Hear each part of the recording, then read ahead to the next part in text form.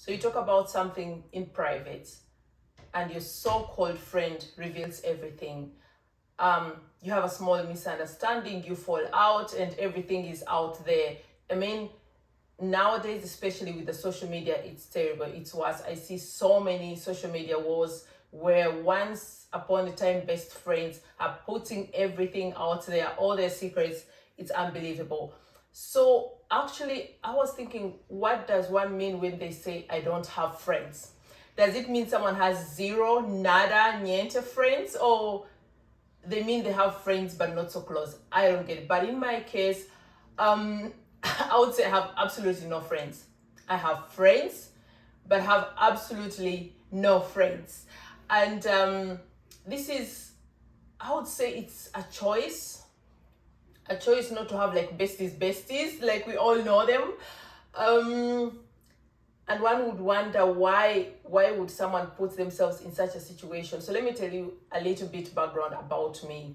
So growing up as a child, I was a very quiet child. Well, as a result of my being an introvert, but I was also reserved and very observant. And I noticed what my friends were going through with their friends.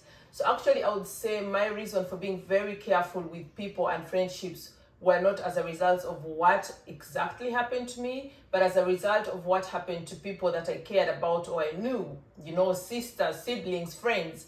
My only time with, I would say, betrayal is, I think I was like 14 in high school. And one friend or two friends ganged up against me without my knowledge, of course. We were going to have a French exam in the next 2 days, and they hid my books, because as I don't know, there was always the saying, she doesn't put in any effort, but she gets good results. So as the kind of person, I loved reading my novels, I loved being in the library. And I think I had the lack of having photographic memory. Like when I would attend lessons, I didn't really have to learn much later when we had an exam. So these two friends were probably jealous and they hid my books. So I didn't have like books to revise, but it wasn't an issue. I still got good results in my exams. But then when I found out that they had done that, I was like, really? I was shocked. That was for me, I would say, the biggest friendship betrayal. But on the other hand, all the bad experiences would be me observing my friends going through stuff or my siblings going through stuff. And I made a conscious decision to keep my circle small. Of course, have I ever had friends? Absolutely. I mean, one of my longest friend, or I would say my childhood friend, we've known each other since we were, I don't know, 6, 7. Of course, the friendship, I wouldn't say it is still a normal friendship because she stays in Africa, I stay in Germany. We don't communicate almost at all, but we know we are there, if you know what I mean. She's the kind of friend you don't have to call all the time. She doesn't have to call me all the time. But like when I fly home, it's automatic. I'll check her up and we'll plan a hookup and it's fine. But of course, the friendship changes. I mean, if you're living in different countries, she's got new friends, I've got new acquaintances. So it can't be like the best friend like you always thought. But in our hearts and from our journey, we're still best friends. And then, of course, for me, the conscious decision also came about because of the unhealthy relationships when it comes to women friendships. Oh my goodness. And these are not my experiences, but I've seen it with my friends. Like I told you, I've had all my life people that confide in me, people that trust me, or even seeing my siblings, like how your bestie can betray you. And if there's something I can't forgive, it's betrayal. And that's why I always say, never give someone or anyone the opportunity to betray you. Probably why I avoid, making like big time friends. Oh my God, I will never understand why women do that. Like you have a small fallout with your friend, or even don't stay friends anymore, your lives take different paths, and then you feel the best thing to do is to go out there, reveal all their secrets, reveal all the private conversations you had. I think I don't even think, but that is truly classless. That is really like, it gives me the ick. That is cheap. Why would you do that? Where is your loyalty? Where is your humanity? Where is your morals? Where are your standards? I truly don't get that. I'm honestly curious. Let me know in the comment section if you've ever experienced something like that. You once had a bestie, you had a fallout, and she revealed every single thing you ever shared in private conversations. Let me know in the comment section and how you handle that. I'm lucky I haven't been through that, and that's why maybe I avoid friendships, because I honestly don't do drama. I'm allergic to drama. I can't handle drama. It's not my world. It's not for me. And the best way to live my best life is to completely avoid drama. So if you're looking for someone that is drama free, is allergic to drama, like for me it would be fatal, that's me. Oh my goodness. I believe also another reason why I'm not good with friendships, like big bestie friendships, is friendships require time. They require dedication and attention, which is a beautiful thing. But maybe I'm also a terrible friend. No, but seriously, I'm someone who is not willing or not capable or not good at offering loads of time to someone. I will listen to you. I don't know how to put it. It's complicated. I also don't understand, but I'm not in position to invest the kind of energy that, for example, female friendships expect in a friendship. Let me put it that way. Most female friendships want you to be like chatting all the time. They want to be calling you 24/7 if possible. They want to be telling you all their sob stories, which is nice. But again, my other positive part and probably negative is I'm so honest to a fault. I'm painfully honest. So it's also difficult for me to sit down, chat with a friend when she's telling me BS and not say something. I can control myself not to say that's BS, but then it will be a very stressful conversation for me, because the entire time I'll be thinking, oh my God, spare me the drama. So probably makes me a bad friend. Does it? I don't know. But yeah, those are my biggest reasons why I probably don't have friends. Am I lonely? Let's talk about that at the end. Do I miss having friends? We'll talk about that at the end, okay? So today, like I said, we definitely talk about why I don't have friends, or any other person out there that doesn't have friends, and why it's okay to not have friends. Much as friends are great, having friends is very beneficial, which I'll be definitely talking about when I wrap up. It is also nice to not have friends. For me, that's what I've benefited from not having friends. Having friends, especially packs of friends, can make you neglect your goals, dreams, and desires.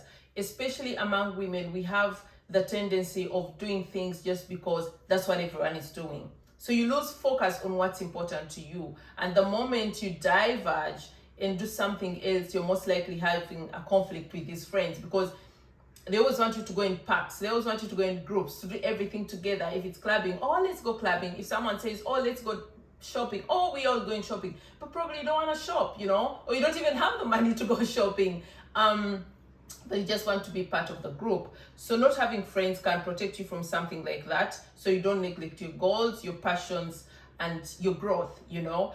Not forgetting that friendships can make you lose yourself. Again, we tend to identify ourselves around our friendships, you know. If your friend likes, let me say, fancy lifestyle, you tend to emulate that, you know, to do the same. But in that way, you're losing yourself. So not having friends can help you stay in touch with yourself, you know yourself, know what you want, know what you desire, and which will probably make you a better friend in future. Friendships can also feel lonely, just like relationships, any other relationships. And when do they get lonely? They get lonely where you are in a friendship where you're not being yourself, which is very common. You're in a friendship where your friends has certain goals and desires and passions that you're just taking up to keep the friendship, to make them happy, because anyway, that's part of female friendships especially. So that can make you feel very lonely, because you're living a life that you actually don't want to live. Or you have a friend that doesn't have time for you. If I'm the kind of friend that you have, for example, and I'm not calling you on a daily, probably you're going to be lonely with me. So friendships can also be lonely. Not having friends can also help you to grow and be independent. And being independent is very, very important. I know people who cannot live without a friendship. If something goes wrong with one friendship, they'll desperately try to find new friends, just like in their love life or relationships. You've heard about that. People who end a relationship today and they jump into the next relationship tomorrow. Those are people that are scared to be lonely, scared to be alone, and they lack the independence. It's very important to be independent. It's very important to know you can live life on your own. It's very important to know you are enough. You are responsible for your own happiness, you know. And independence for me means being able to go out for a coffee alone. I do that quite often and I love it. I love dating myself. I love going out by myself. So it builds your confidence, you know, being able to do things, to make plans by yourself and not always having to rely on someone, because most people who don't have confidence hide behind other people. So if I have a friend who's outgoing and independent, I'll act along, but the moment she's not there, I go back into my cocoon. That's very unhealthy, you know. Yeah, thinking of the benefits of having no friends.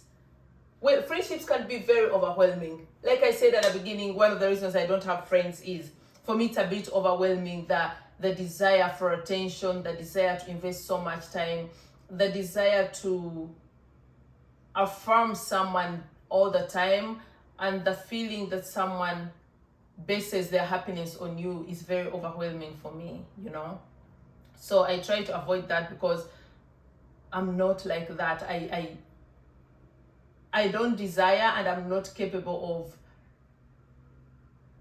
calling my friend on a daily or telling her everything about me, because, well, again, I'm very good at solving my own ish, you know. So yeah, friendships can be really overwhelming. I once told you of a story of one of my clients who said he's being overwhelmed by his friends who are pushing him you know, to go out there and get promiscuous like they're doing, you know, date several girls, do crazy things, and he didn't want that, you know. He was depressed and he consulted me for counseling. So friendships can definitely also be overwhelming. They can cause pain, especially female friendships. Oh my god, they're so full of drama. Oh my god. Let me tell you something. I've also experienced that, like someone who was a friend. Most of my friends are actually just acquaintances on my side. So this person was demanding way too much from me, way too much. And that was so nice. She would call me like twice a day. I would pick up. And then I remember one time we had a conflict because I think she said, I'm always calling you, telling you my ish, but you're not calling me, telling you ish. And I was like, but I have nothing to tell you. I mean, you call me because this drama has happened at work, this has happened in your relationship, whatever, but I have nothing to tell you. If I do, I will tell you, you know. So I don't want to go into details, but friendships can cause pain. And like I said, the betrayal.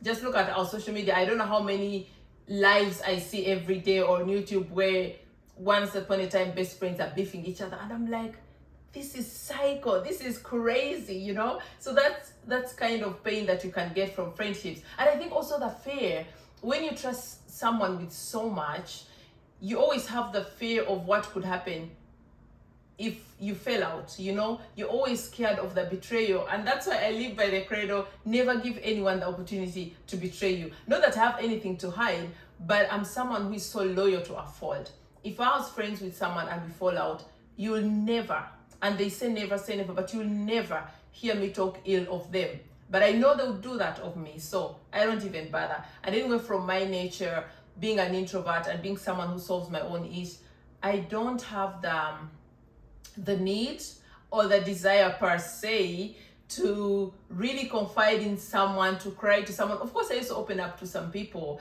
but it's very rarely, because, and by the time I actually confide in someone, I've already solved the problem. Let me put it that way, because I honestly do better when I do things myself. Could be a positive, could be a negative, but I always prefer to solve my ish myself.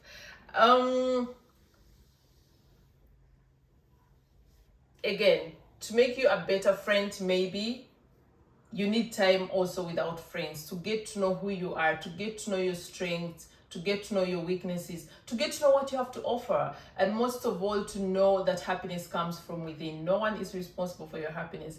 Don't put the burden of your happiness on your friends. Don't expect your friends to make you happy. You have to learn that you are responsible for your own happiness. So maybe your own happiness is going to come from you being supportive to your friends, you being there for your friends, but not expecting them to make you happy. That's how I view friendship, honestly. And before we even talk about the benefits, of course, of friendships, I'll answer the question because someone asked me one time. I posted on Instagram and they're like, "But aren't you lonely?" No, I'm not lonely. I would say I'm okay. I'm okay with not having besties. And for all the times people have tried to be my besties, I've immediately noticed, I don't want that, I really don't want that. And I feel to have a bestie, you have to trust them like a lot. And I'm someone who probably needs 100 years to get to trust someone that much, which would mean I would need a second life. I really don't get to give people so much trust, because giving them the trust would mean I would expect so much from them. I would expect them to be as loyal as I am, and I know it's not possible. I'm not saying I'm holy, but I know it's not possible. So automatically, my mind doesn't give out that strength to someone. I don't think there's even a single person in my life that I trust up to 50%. There isn't, So that's how terrible I am. No, I'm not terrible, but that's how I am, really. So I'm not lonely. I love having friends or very good acquaintances, but I don't even have the desire to have a bestie. Like I said, the way I'm made out, with my personality, with my principles and my character, it doesn't create room for a bestie. So I'm fine. And will I ever get a bestie? Probably not, because I'm not interested. I will always have good friends, good acquaintances, but no besties. Honestly, miss me, no besties. That is too much drama, too much work, too much effort. Maybe I'm being very selfish, but I'm not in position to offer that or to take that up. But again, I'm not sitting here and saying, oh, you shouldn't have friends, you shouldn't have besties because they're going to betray you, because they're going to cause drama.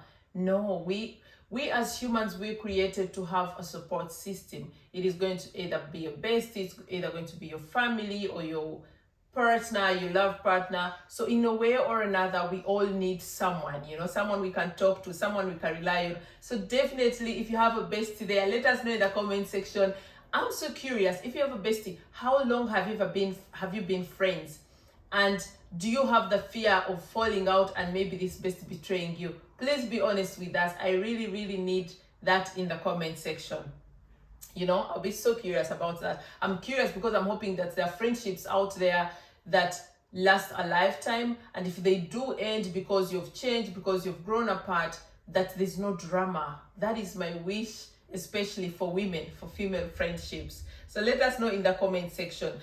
No, I would say definitely don't close yourself off. I'm not closing myself off, but I'm not open to it. But still, I would say don't close yourself off. Keep yourself open to people. Take your time, of course. Don't rush into things. Just like any other relationship, get to know this person. Try and trust, because you need trust. Just like in any other relationship, you need trust in a friendship. You need loyalty. Be kind to each other. Don't be quick to judge. And let the world bless you with the bestie that you deserve, Friendships can also enhance your strength if you have a good friend, If you have a friend, just like in a love relationship, it is important to have a friend that pushes you, that encourages you, that builds you, that is there for you, If I have like a dream, I need a good friend that will be like, you can do it. Maybe if I like the self-confidence, that will say you can do it. Try it, give it your best. Another kind of friend who's going to be like, oof, are you sure? Are you sure you can do that? I don't think you're good at that. Girl, that's not a good friend, okay? And friendships, I would say, can be a powerhouse. if they are good friends. You know, friendships can be a good powerhouse, because I mean, again, we all need someone to talk to. We all need someone to every once in a while tell us you can do it, you're good enough. Someone to even cry to, a shoulder to lean on, someone to talk to about your failures and even your wins. So definitely, if you have a bestie there, treasure her, keep her well, be loyal to her, be honest to her, but also be understanding in friendships of each other's differences in character. Don't demand what someone can't give back. If you're in a friendship with an introvert, for example, respect the fact that introverts are always going to be a little bit closed off, not because they don't care about you, but unfortunately, that's their nature. They can't be so outgoing that you desire. If you're in a friendship with an extrovert and you're an introvert, try to have a little bit of understanding of their all over the place, you know, vibe, but also be open to telling them how you feel, and hopefully they'll also accept you the way you are. So this is me, mother of two, fully adulted, and have no besties. And I'm not searching. I'm really looking forward to your comments. I need to know who have besties. I need to know those of you who have fallen out with besties, and why, and how did it turn out. And if you want to advise me how I can open myself after having a bestie, of course, you're very, very welcome. Again, this is a social empowerment channel. And if, like I said, I'm not perfect. I'm not an angel. I'm also open to learning. I'm also open to getting empowered, you know, from my community. So I really, really appreciate all your feedback. And I'll leave you with a question, which I think is very, very important to keep in mind. What does a friendship mean to you, and what do you treasure most about friendships? Until next time, my lovelies, once again, life with Ruzhoff, social empowerment. Join our family. We are on our journey to 10K subscribers. Please be the engine that pushes us to that journey, to the 10K subscribers. Share the videos, subscribe if you're new here, and until next time, I love you. To besties.